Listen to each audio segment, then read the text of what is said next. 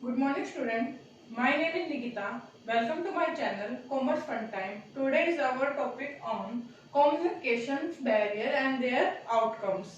कि हम कैसे उससे निकल सकते हो, कौन कौन से बैरियर है। हमने इसके प्रीवियस वीडियो में 2 बैरियर्स के बारे में बात कर ली थी।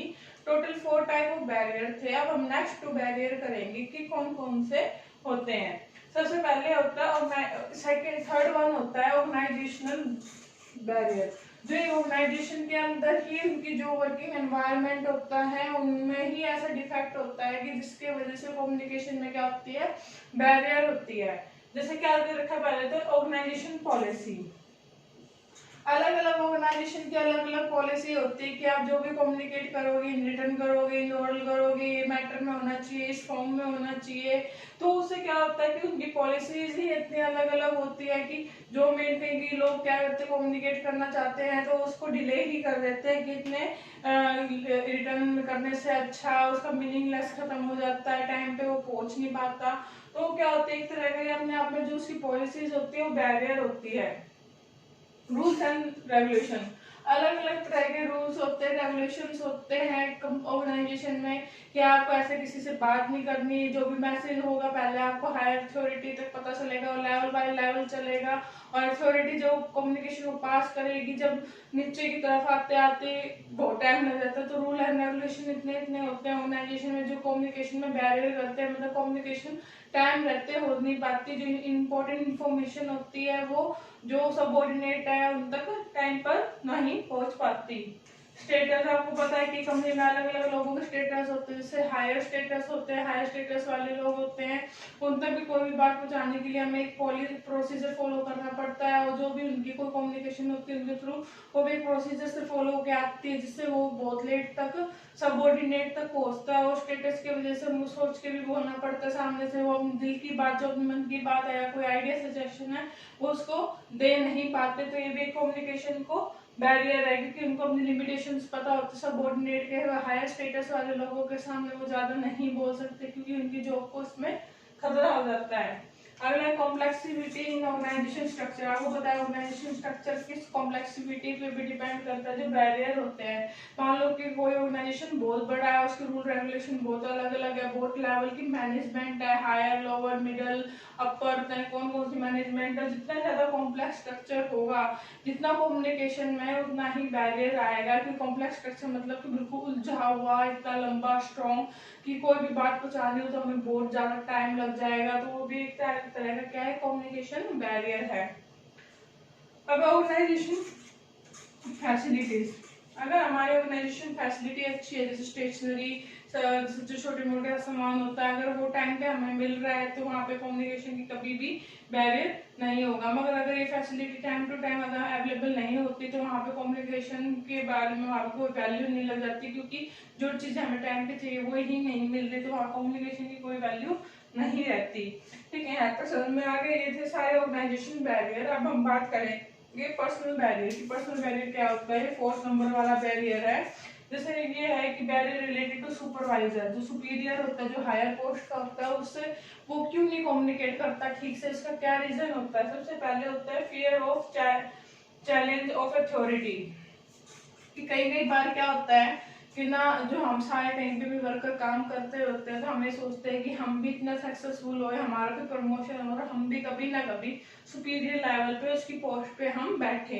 तो उस वक्त वो क्या सोचता है कि मैं ऐसी कोई भी बात ना कहूँ या कोई भी ऐसा सजेशन है कि ना दूं कि कल को वो कन्वर्ट होकर रोंग में कन्वर्ट हो जाए और जो उसका सपना था सुपीरियर लेवल पे बैठने का वो खत्म ना हो जाए। तो इसके वजह से वो फर्म में अपने ज्यादा राय नहीं देते, और जिस राय में खतरा होता है वो तो बिल्कुल ही नहीं देते, जिससे उसकी पोस्ट वहां पे बनी रहे, उसको आगे जाके प्रमोशन मिले, डिमोशन ना मिले। ठीक है, अगला लैक ऑफ कॉन्फिडेंस ऑर्डिनेट। जो ऊपर वाले लेवल के होते हैं, जो हायर लेवल के लोग होते हैं, वो लोअर लेवल वाले लोगों को हमेशा लो ही मानते। जो उनके नीचे होते हैं वो ये सोचते हैं कि उनका एक्सपीरियंस हमसे कम है तो वो हमें क्या सजेशन देंगे। मगर कई के बंदे सजेशन भी अच्छे होते हैं मगर वो उनको फुली इग्नोर करते। तो एक तरह का कम्युनिकेशन बैरियर है, क्योंकि वो किसी की बात नहीं सुनते लोअर लेवल वालों की। ठीक है, barrier related to subordinate, subordinate है उसको क्या क्या होता है, एक तो अनविलिंगनेस टू कम्युनिकेट, वो बात ही नहीं करना चाहती क्योंकि इतना कॉम्प्लेक्स प्रोसीजर होता है, रिटर्न में दो ऐसे दो, और कल को अगर ये भी उसको 10% भी चांस होगा कि ये जो हमारी राय है या कोई बात है वो नेगेटिव टर्न आउट ले सकती है, तो वो उसको चाहेगा ही नहीं कि वो इस बात को कम्युनिकेट करे। अगर उसके दिमाग में एक बहुत अच्छा आइडिया भी होगा मगर उसके कुछ चांस है 10 to 15% भी कि वो नेगेटिव में टर्न हो सकता है, तो वो उस चीज से बचेगा ही क्योंकि वो क्यों वो दे एडवाइस दे तो उसको फंसना है। सेकेंड क्या है, लैक ऑफ प्रॉपर इंसेंटिव, जैसे अब उसको इंसेंटिव भी नहीं मिलता, अगर अच्छा इंसेंटिव मिले तो वो दिमाग भी लगा नए नए आइडिया दे, अगर उसको उसके बदले में कुछ मिल नहीं रहा कि वो अपने नए आइडिया लिखता है तो उसको अप्रिशिएशन मिलेगा, पैसे मिलेंगे, बोनस मिलेगा, या अपना वो आइडिया देता है और वो अच्छा निकलता है, टर्न आउट बेटर और वो कंपनी के लिए बहुत अच्छा होता है, मगर उसके बदले उसको कुछ नहीं मिलता, कोई इंसेंटिव नहीं मिलता।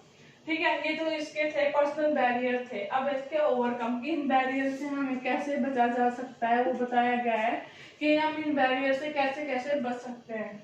सबसे पहले क्या, क्लैरिफाई आइडिया बिफोर कम्युनिकेशन, हमें क्लियर कर लेना चाहिए कि बात करने से पहले, किसी के साथ भी बात करने से पहले जो भी हम बात करना चाहते हैं उसको क्लियर करना चाहिए कि हम उसको बोलना क्या चाहते हैं। कई कई बार हम कोई भी बात करते हैं तो खुद ही कंफ्यूज हो जाता है कि हम बात क्या करने आए थे, बात कर क्या रहे हैं। वो मुद्दे से सरक कर, जो मेन मुद्दा होता है कम्युनिकेशन का, उससे सरक कर हम कोई और कम्युनिकेशन करने लग जाते हैं।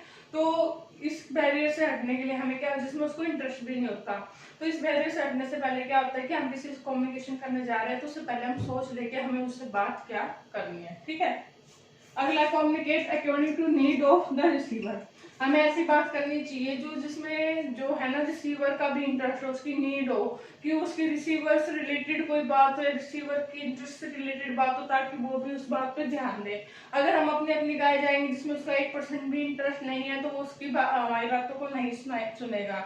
अगर उसको लगेगा हाँ उसका कुछ इंटरेस्ट है, उससे 10% भी उसका उससे रिलेटेड बात है तो उसको ध्यान से सुनेगा। ठीक है, आप कंसल्ट अदर बिफोर कम्युनिकेशन, हमें किसी से बात करने से पहले कंसल्ट करना चाहिए ताकि वो हेल्पफुल हो। मालूम मैं कहीं जॉब की बात करने जा रही हूँ या किसी को कुछ समझाने जा रही हूँ और मेरा मन गुस्से में है, मैंने ये सोचा कि यार मैं उसको आज उल्टा बोलूंगी, ऐसे बोलूंगी, उसने मेरे साथ अच्छा नहीं किया और वो मेरे से बहुत हायर लेवल पे है। अगर मैं ये कंसल्ट करके जाऊंगी किसी और से, यार उसने मेरे साथ अच्छा नहीं किया, मैं तो उसके पास जाऊंगी और ये सुनाऊंगी। अगर मैं कंसल्ट करके जाती हूँ, अगर वो कंसल्ट में ये निकलता है कि हाँ तू जो कम्युनिकेट करने जा रही हो सही है, तो उससे एक सजेशन मिल जाता है। अगर मान लो मैं कुछ गलत करने जा रही हूँ और मैं तुम्हारे सामने किसी और के सामने बोलती मैं ऐसा करने जा रही हूँ, अगर वो बात गलत होगी तो वो जो सुनने वाले हैं पहले वो मेरे को रोकेंगे, नहीं आप ये कम्युनिकेशन गलत है, आपको ये बात नहीं कहनी चाहिए। तो उससे क्या होता है, हम लोग किसी के हरियाणवी और दिल्ली वाले की बात हो जाती है तो में आती है। अगर पंजाबी और हरियाणवी में देखते कि पंजाब हरियाणा वालों को पंजाबी नहीं आती, पंजाबी वालों को हरियाणवी नहीं आती, तो हमें ऐसी लैंग्वेज बोलनी चाहिए, हिंदी बोलनी चाहिए, इंग्लिश बोलनी चाहिए जो दोनों को समझ में आए। अगर हम ऐसी लैंग्वेज यूज कर देंगे जो उसको समझ में नहीं आएगी तो फिर कोई फायदा नहीं है उस कम्युनिकेशन का। लास्ट अगला पॉइंट है, convey thing of help and value to the listener, जो हेल्प करे और वैल्यू दे लिसनर को, ऐसी बात करनी चाहिए, ऐसे बातों को ऐसे विचारों को कन्वे करने चाहिए जो हेल्प करे, वैल्यू टू द लिसनर, जो लिसनर की वैल्यू बढ़ाए, इंटरेस्ट बढ़ाए। अगला पॉइंट है इंश्योर प्रॉपर फीडबैक, हमें यार टाइम टू टाइम उसके ऊपर देखना चाहिए कि जो हम भी कम्युनिकेट कर रहे हैं उसका वो फीडबैक टाइम टू टाइम दे रहा है या नहीं। अब फीडबैक का कैसा पता, जैसे हाँ कहना, उनका नोटिंग करना, ऐसे करना, ये सब क्या हो जाता है कि उसका पता चलता रहता है कि वो हमारी बात सुन रहा है, उससे फीडबैक मिल जाता है। ठीक है, ये वाला पॉइंट आप नहीं करोगे तो भी ठीक है क्योंकि इतने बहुत सारे पॉइंट है तो लिखना भी नहीं आएगा, थोड़ा सा कंफ्यूजिंग पॉइंट है इसलिए मैं इसको एलिमिनेट कर रही हूँ। अगला फॉलो अप कम्युनिकेशन, हमें टाइम टू टाइम तक क्या करनी चाहिए, इसकी फॉलो अप करना चाहिए कम्युनिकेशन का, कि जो हम कम्युनिकेशन कर रहे हैं वो उसको समझ रहा है या नहीं समझ रहा, और कहाँ तक है। जैसे हमने कोई उसको बात की तो उस पर अमल कर रहा है, उसकी बात को सुन रहा है और आगे वो प्रोसीजर कर रहा है या नहीं कर रहा। अगर आपको उसके पॉइंट में कोई भी डाउट हो तो कमेंट बॉक्स में कमेंट करके आप पूछ सकते हो। मेरी वीडियो पसंद है तो please like and subscribe my channel.